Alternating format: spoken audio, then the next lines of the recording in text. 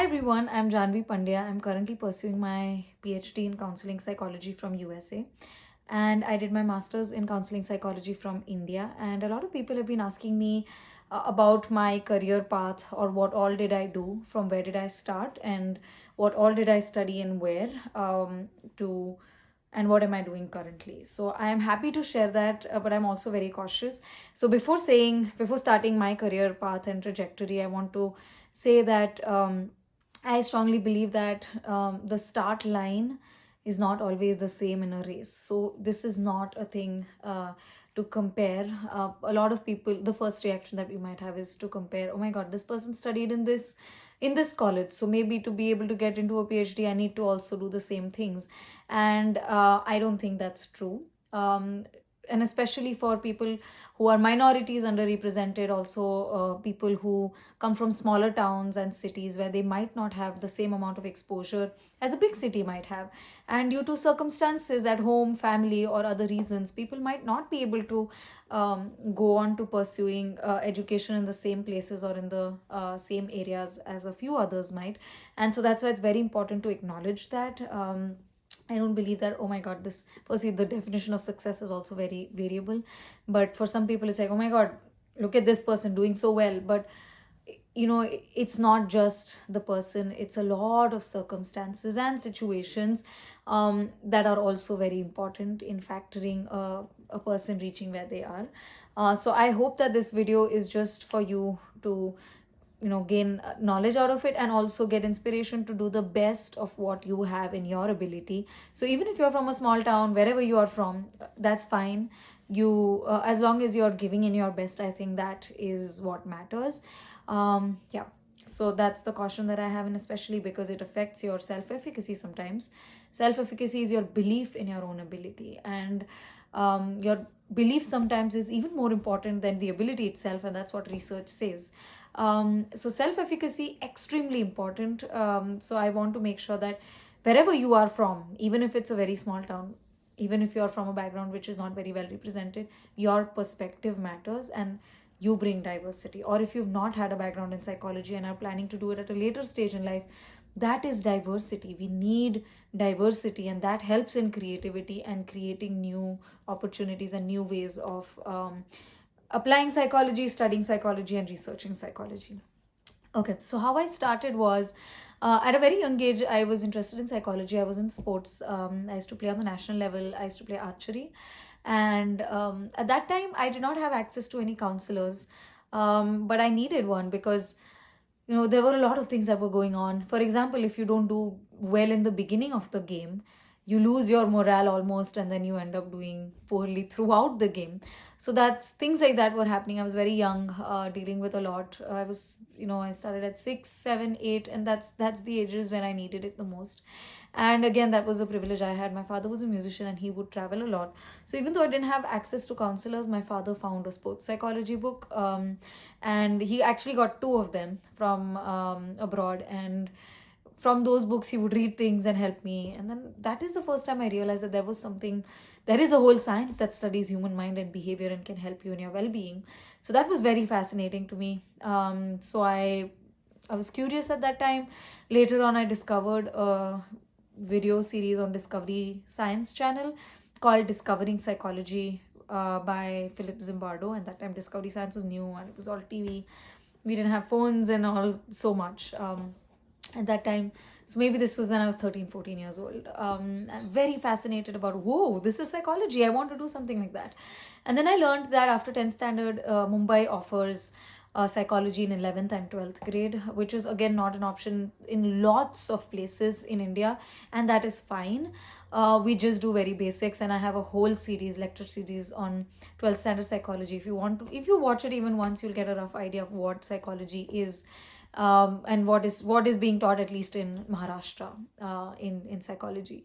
So I did psychology in 11th and 12th grade, and that was in India. It's in Mumbai. It's a junior college, so we don't do it from school. So it was HSC State Board, and it was from Mithibai College in Mumbai. After that, I got admission in St. Xavier's College for my BA, and I have made a separate video again on BA.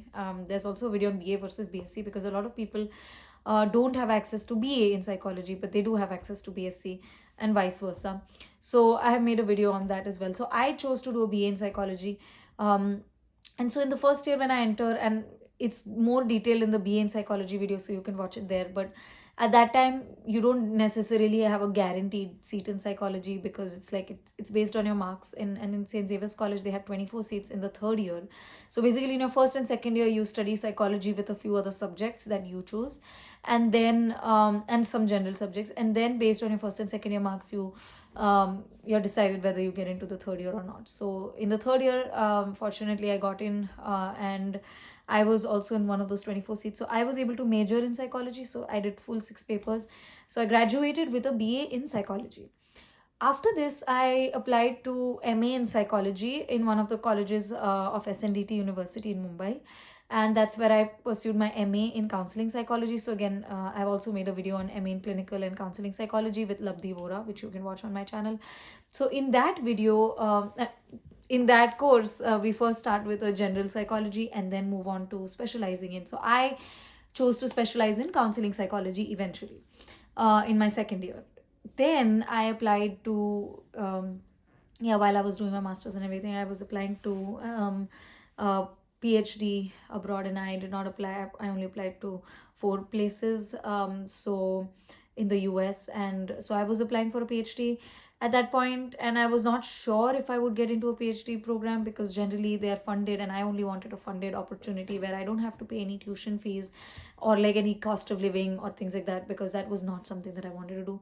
So in the meanwhile, what I did was I also applied. I appeared for the NET UGC NET exam, and I have a video again on this one too, which is how to become a professor with no additional education required. So I gave the UGC NET exam, and that is for assistant professorship in psychology, and I cleared that. So my plan was to be able to stay back in India if I don't get into a PhD, and be a professor, or continue with my my practice, but also be able to pursue PhD eventually.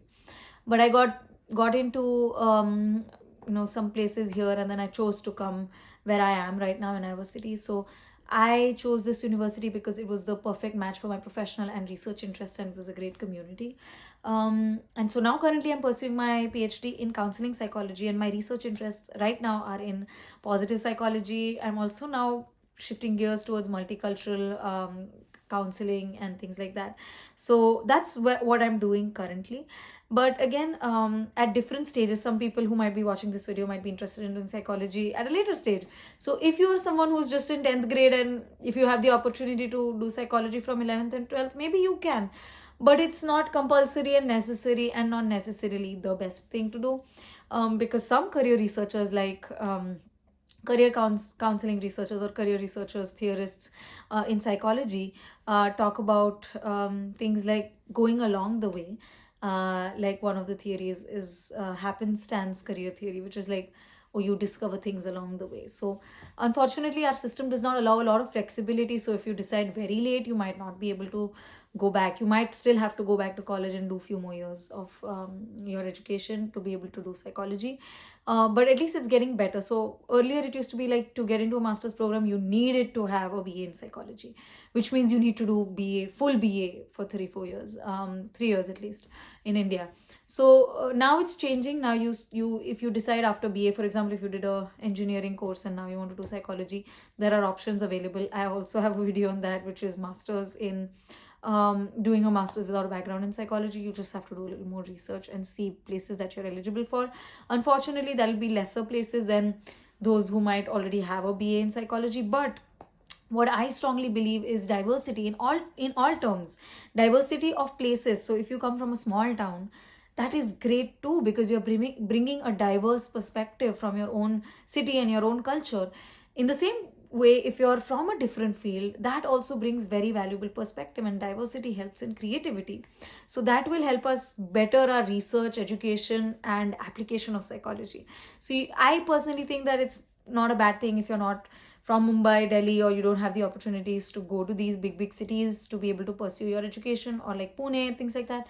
that's okay. Wherever you are from, I would encourage you to basically be able to give your best. What I would say in my PhD program, I mean, it genuinely did not matter if I was from A college or B college, as long as I did well in whichever college I was. Because this is America, they don't necessarily know about all colleges in India, at least in the field of psychology.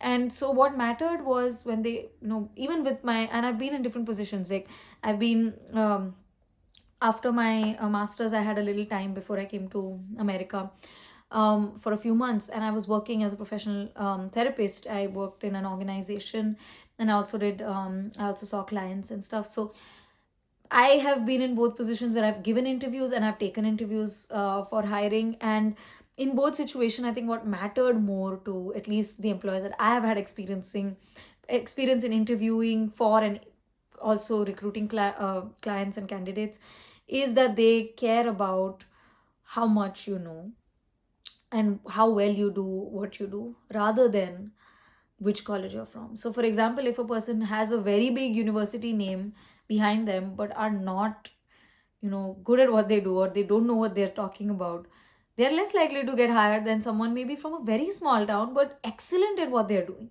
So, what matters, I personally believe, is, and in today's time with internet, with interview opportunities to actually have higher mobility, it's okay. I also know personally of a person who, an Indian person from a very small town, and I might try to make a video with this person also on my YouTube channel, who had an engineering background, ended up going to a not very well known college in the US, but ended up getting here on a fully funded scholarship, and now is at a position in Harvard University. So, with no matter where you're from, it genuinely is not as important as you think it is, and I hope that it does not affect your belief in yourself, because your belief, if you believe that you can do it, I strongly believe that you can. And when things are not, there are many things that are not in our control, and if they are not in your control, then I think there's no point worrying about it or fretting about it.